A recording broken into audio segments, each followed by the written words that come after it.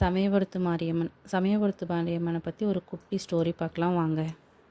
ஸ்ரீ ரங்கநாதர் கோவில் இருந்து தான் சமயபுரத்து மாரியம்மன் வரலாறு ஆரம்பிக்குது.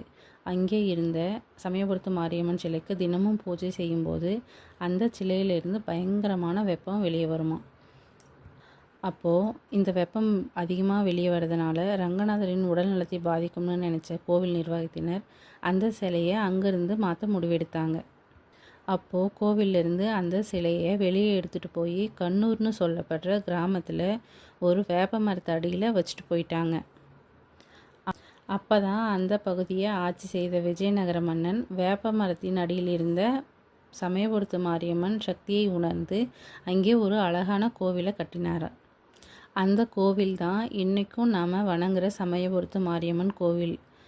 தைப்பூசம் பங்குனி திருவிழாவும் இன்றைக்கு வரைக்கும் அம்மனின் மகிமையை உலகத்துக்கு சொல்லிட்டு இருக்கு. சமயபுரத்து மாரியம்மன் எம்மை காத்தருள்வாயாக. சமயபுரத்து மாரியம்மன் பச்சைப்பட்டினி விரதம் உங்களுக்கு நான் நெக்ஸ்ட் வீடியோவில் அது போடுறேன். அடுத்து எந்த கோயிலோட வரலாறு வேணும்னு சொல்லிட்டு மறக்காமல் கமெண்ட் பண்ணுங்கள். நம்ம சேனலை புதுசாக பார்க்குறீங்கன்னா லைக் பண்ணி சப்ஸ்கிரைப் பண்ணுங்கள்.